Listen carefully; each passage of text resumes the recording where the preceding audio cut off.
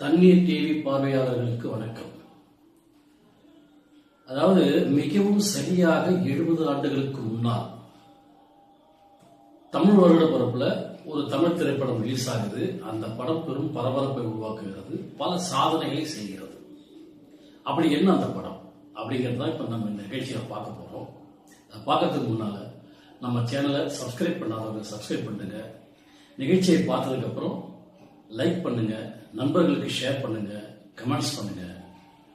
இப்போ நிகழ்ச்சிக்கு போகலாம் வாங்க.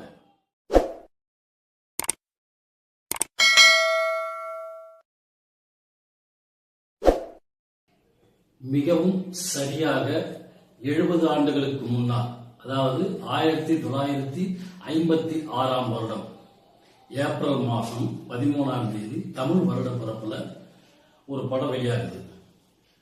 அந்த படம் மிகப்பெரிய சாதனைகளை, பல சாதனைகளை புரிகிறது. அப்படிப்பட்ட படம். அது என்ன படம் அப்படின்னு சொல்லிட்டு பார்த்தோம்னாக்கா, புரட்சித் தலைவர் எம்ஜிஆர் அவர்களுக்கு மிக பெரும் திருப்பு முனையாக அமைந்த படம் அது. அந்த படத்துல எம்ஜிஆருடைய அந்த நடிப்பு அவ்வளவு ஈர்க்கத்தக்கதாக அமைந்திருந்தது. கதை அவ்வளவு சிறப்பான ஒரு கதையாக அமைந்திருந்தது. அப்படி என்ன படம் அப்படின்னு சொல்லிட்டு பாத்தீங்கன்னா, மதுரை வீரன். இந்த மதுரை வீரன் அப்படிங்கிற இந்த திரைப்படம் வெளியாகி பல சாதனைகளை புரிஞ்சது. இதுல எம்ஜிஆருக்கு 2 ஜோடி, ஒருத்தவங்க பானுமதி, இன்னொருத்தவங்க பத்மினி. அதாவது மதுரை வீரனுடைய சரித்திர கதையை இந்த படமாக்கி இருக்கிறாங்க. படத்தோட கிளைமாக்ஸ்ல எம்ஜிஆர் இறந்து போன மாதிரி படம் எடுத்தால் ஓடாதுன்ற ஒரு கான்செப்ட் அப்ப இருந்துச்சு. அந்த கான்செப்டை உடைச்சி எடுத்த படம் இந்த மதுரை வீரன். படத்தோட கடைசி கட்டத்துல எம்ஜிஆர் மார்கால் மார்கை வாங்கி சாகடிப்பாங்க. இது சரித்திரத்தில் உள்ள இடம்பெற்ற ஒரு விஷயம். இதை மாற்ற முடியாது அப்படிங்கிறத அப்படியே அந்த படத்தை எடுத்து முடிச்சிட்டாங்க. படத்தினுடைய திரைக்கதை மிகவும் சிறப்பாக உருவானதால் மக்கள் அதை முழுமையாக ஏற்றுக்கொண்டார்கள். பாடல்கள் பட்டி தொட்டி எங்கும் சிறப்பாக ஒலித்தது.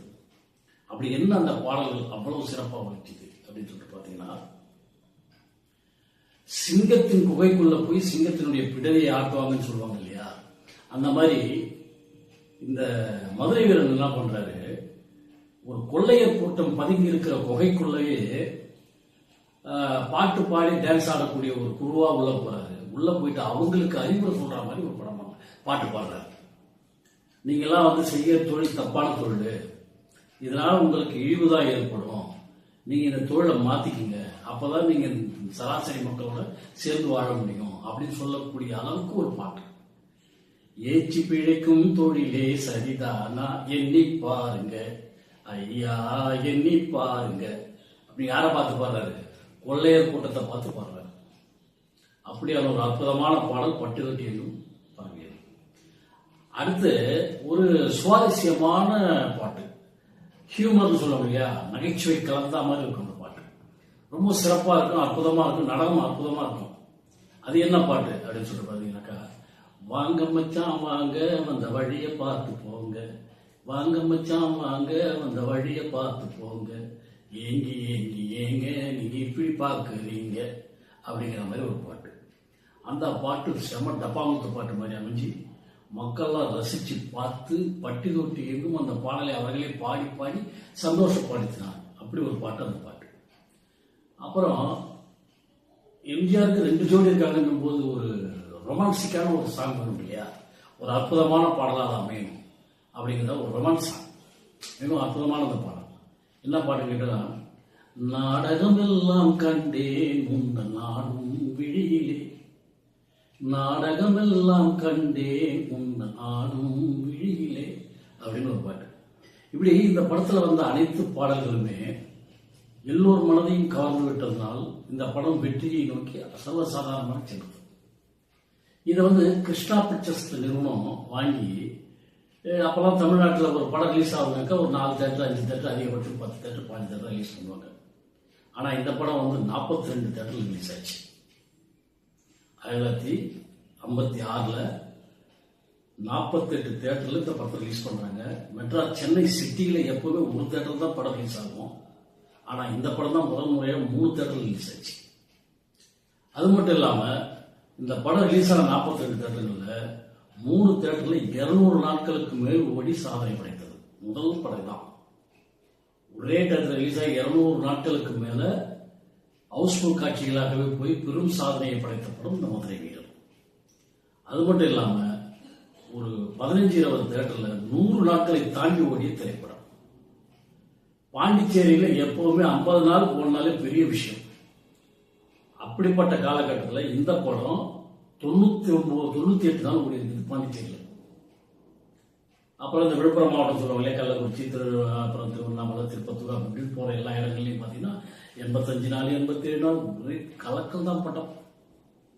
வசூல சாதனை படைச்சு ஒரே வருஷத்துல 1 கோடி ரூபாய் வசூல் பண்ணி கொடுத்துருக்குது இந்த படம். 1 கோடி ரூபாய்ன்றது 1956 1 கோடிங்கிறது இன்னைக்கு 1000 கோடிக்கு சமம். அப்போ ஒரு வருஷத்துல 1000 கோடி வசூல் பண்ணி கொடுத்துச்சு. இன்னைக்கு நாம பேசணும், அன்னைக்கு 1 கோடி 1956 1 கோடி ரூபாய் வசூல் பண்ணி கொடுத்து சாதனை படைத்த படம். அதுவும் சந்திரலேகாலாம் பிரம்மாண்டமா எடுத்த திரைப்படங்கள். அந்த படங்களுடைய வசூலை எல்லாம் முறியடிச்சு இந்த படம் மிக பெரும் வசூலை கொடுத்து எம்ஜிஆர் புரட்சி நடிகர் அப்படிங்கிறதாலதான் வச்சுருந்தாங்க. இதுல இருந்து மக்கள் திலகமாக மாறினார். உச்சபட்ச நடிகர் அந்தஸ்துல இருந்து மேலும் உயர்ந்தது மக்கள் மனசுல ஆழமா பதியக்கூடிய மக்கள் திலகமாக உருவெடுத்தார் எம்ஜிஆர். அதுல இருந்து எம்ஜிஆருடைய படங்கள் அனைத்துமே மிக சிறப்பாக உருவாக ஆரம்பிச்சது. விநியோகஸ்தர்கள்லாம் எம்ஜிஆர் வச்சு படம் பண்ணா நாங்க முன்கூட்டியே பணம் கொடுக்க ரெடியாகிற அளவுக்கு வர ஆரம்பிச்சாங்க. ஒரு வெற்றி கதாநாயகனாக எம்ஜிஆரை உருவாக்கி கொடுத்த திரைப்படம் தான் இந்த மதுரை வீரன். இந்த படம் 1956 வெளியாகி பல சாதனைகளை புரிந்தது. 200 நாட்கள் ஓடிய முதல் திரைப்படம், 100 நாட்களை தாண்டி ஓடிய முதல் திரைப்படம், ஒரே வருடத்தில் 1 கோடி ரூபாயை வசூல் செய்து கொடுத்த முதல் திரைப்படம் என்று பல சாதனைகளை புரிந்த திரைப்படம் தான் மதுரை வீரன். இந்த மதுரை வீரன் திரைப்படத்தை போல பல படங்கள் அதன் பிறகு சாதனைகளை படைத்திருக்கின்றன.